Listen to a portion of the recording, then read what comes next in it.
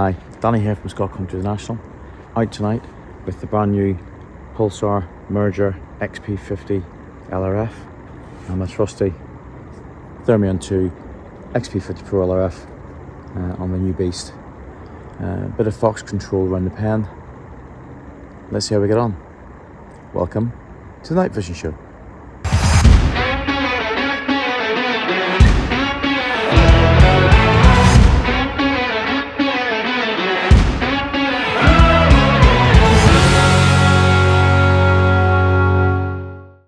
So I didn't do a post night shoot, in the truck, because it was 4 o'clock in the morning and I was baggage because it'd been a full day. And so essentially, good night, 6 Charlies in the bag, saw 7, I'll show the footage of that and you'll see why I didn't shoot it. And with the mergers, captured some really good deer footage and putting it through its paces. What I must stress is, we've been that heat wave this weekend. You're in mid-30s during the day. The ground temperature is really high, and at night it was still in the mid-20s. It's just so warm. So shooting on stubble fields and looking at in woodland blocks, literally, which were just really hitting heat.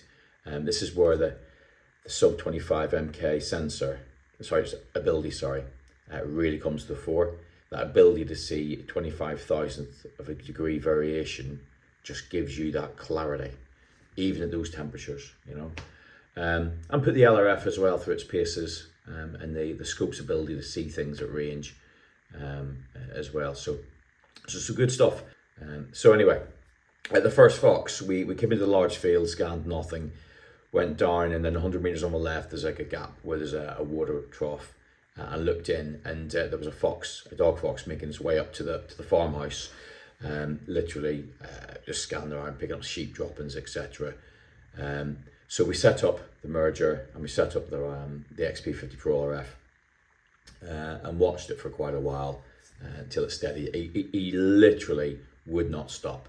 Every time I went to put the crosshairs on and take a shot, he literally would move left or right. He was moving, but anyway, he did stop long enough for a clean dispatch. And that was that job done. You'll see with the accolades, obviously the merger, there are 2.5 times magnification base mag, and really crystal clear.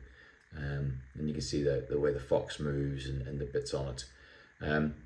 Obviously, I've zoomed in 4 times, up to 8 actually, just to make sure that shot placement was bang on. Anyway, so we stayed in the field we were in, the big field, and the second fox came out. I'd had the fox caller out, and nothing. So anyway, we were watching, and there's a road at the bottom of this field, and it's quite a busy road, and literally one just turned up, crossed the road and turned up at the bottom of the field. But because of where it was, there was no way we could shoot it. So we literally put both devices on and watched. And filled 23 minutes worth of footage, which, no matter how entertaining my voice would be, which it's not, that's a lot of footage to go through. But in that 23 minutes, we watched it. It was clear as day. Even with the heat coming off the hedgerow and the ground, it literally, you could see the detail on it, and it was really nice to see. Put the collar on, I thought it was coming in towards us, and he banked off to the left. He got out to about 140 meters, 135, 140 meters. So I zoomed in times 8 and dispatched. Clearly you can see, like any thermal, once you start going, to 8s plus, you get pixelation. But you can see that's a fox. You don't have the sharpness of an image, but you can see that's a fox, and your shot placement, which is the most important piece, is perfect, because you can see the quarry really clear, and you can put your crosshairs on and make sure you've got the right shot placement. Obviously the merger watched at 2.5. It was crystal clear. Anyway, so we dispatched that vixen and moved on, went over, picked them all up, both the dog and the vixen. And as we were walking back to the farm, we were just chatting because we were scanning about, but I wasn't expecting to see anything behind the farm. But essentially, I haven't got it on the merger because literally I had the merger around my neck. I looked up, just as you do, and it was literally in a gateway with a good backstop behind it, but it's literally an open gateway watching us because it could hear us.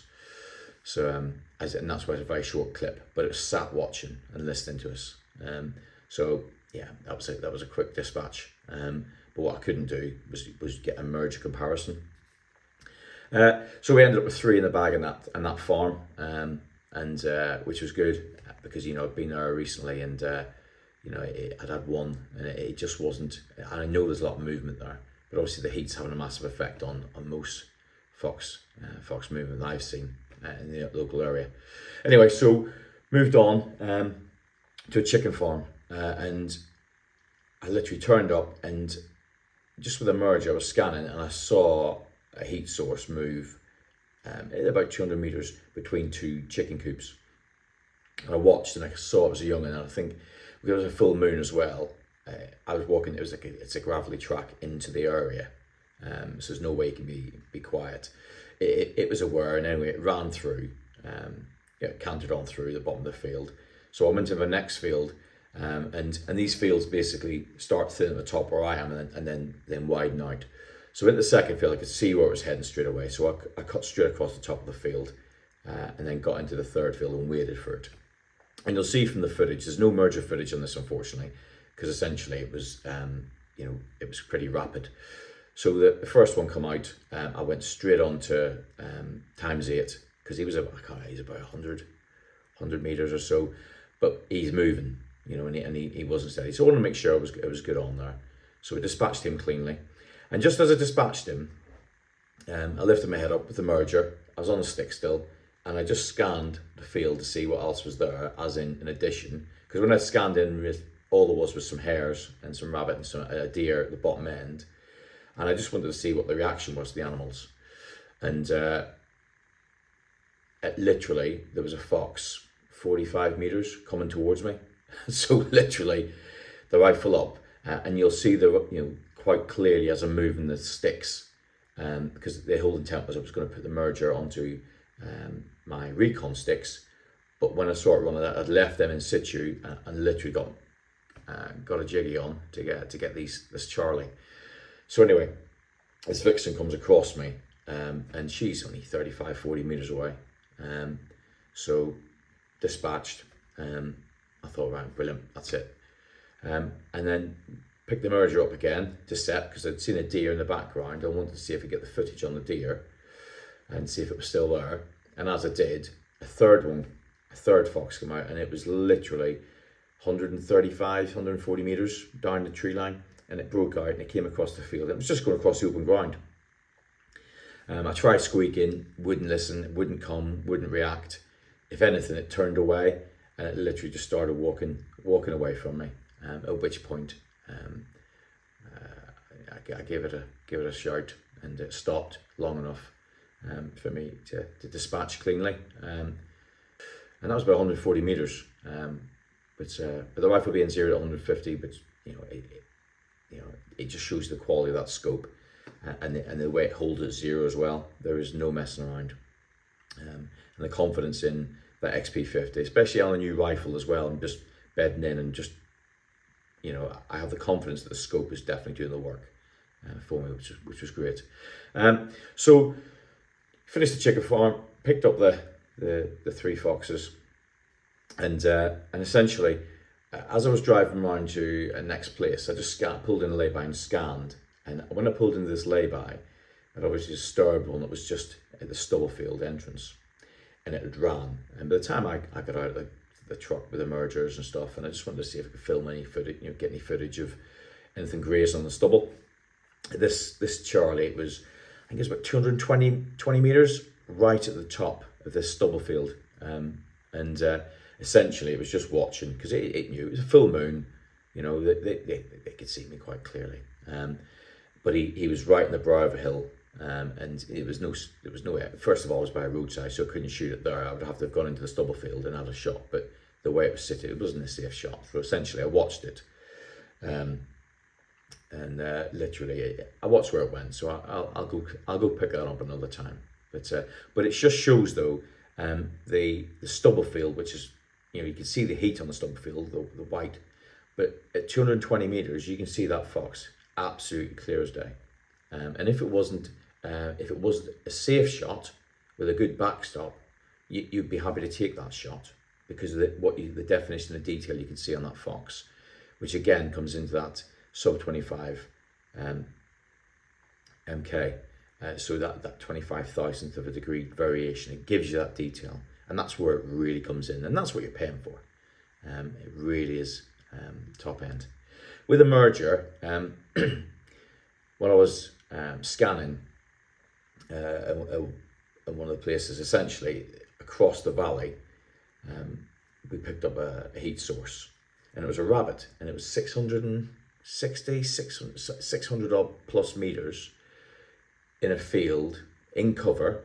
It wasn't fully exposed, it was in grass, you know, which obviously again was warm because it was a south facing slope.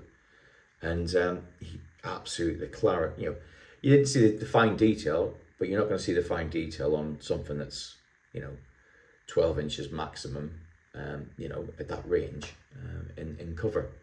But what was interesting, when I went up to the wooden block above it, which is around 700 meters, you could see the detail on those trees at 700 plus meters was just phenomenal. And that again comes into that sub 25 mk. And it just, for me, just epitomizes exactly what, you know, what Pulsar's about, having that detail. Yeah, I was really impressed. And the LRF as well, working, you know, there's 600 proved, 700. You know, I will find a spot and get myself out. I'm hoping to try and get a bit cooler, to be honest with you, so we can actually get some quality on the image as well. Yeah, there were several other row that I saw. One was in cover. There was a couple actually in game crop, and they were just strutting about. You know, 100 meters. You can see the detail. You know, with the merger, you really can. You know, it was moving around. But the variation in the cover to the body, clear as day. And then there was a buck, which really was beautiful to watch, to be honest with you. I literally got to the gateway and looked into my right, and there was a buck, and it was about 35-40 meters away. And the detail you could see with the fibers and the hair, and the definition at the back on the haunch, you could see that, you know, the heat spots, you know, and the way it was, you know, even the hair and the fur, the fibers and stuff, it was just amazing to see. And its antler, you know, considering that, you know, its antlers, it's solid now. It literally, you can see the detail. I pushed it to black on that one because it was close enough for me to get that definition. Whereas, you know, and what I couldn't do on some other ones, which there was a row that I saw, and it was literally with a backstop with a warm, again, south facing wood. So the wood was really warm. So a lot of heat coming off it. And if it was in black, it would have been hard to find black on black. Whereas the white, as you can see, you can clearly identify that's a roe deer on that block. Okay. It's not a safe shot. It's not about that. It's about seeing that what I'm trying to get across is that ability to see that deer and the definition of it against that heat, that warm wooden block. You know, and that white palette really did show it really clearly. I find that some of the other palettes, you know, just didn't do it for me, and it's a personal preference. But it is one of those things that you always have to remember. If you've always got a preference to do black, for example, I find though I used to shoot a lot with black, but when you start going to heat sources like wooden blocks or anywhere that there's a lot of heat, you don't get the definition. It's not as clear for me personally, and likewise some of the other ones. But the white definitely shows it up. No, there was some really nice footage, and I think the last bit was a nice. I watched the family a row, and literally they were 110, 115 meters away. The doe and the two young, and then there was a buck about 100 meters to the right, just over a ditch. And I watched them for a bit. It was nice, but again, it just shows you the ability of that scope, and also for any deer managers, anyone that wants to see and see what's on his ground. You know, that these things are just, you know, you can sex them. You know, the ability to sex a deer with a thermal is pretty special. Anyway, that's it from me. Really successful night, as I say, six down and one seen, which I'll chase up. And the Merger and the XP50 Pro LRF, literally, I can't advocate enough. That is quality. That is pure quality. And to be honest with you, I've ordered mine already. Because yeah, it's just that next level. But I will do another clip on the Merger. Anyway, thanks for listening. This is Danny from Scott Country International, out.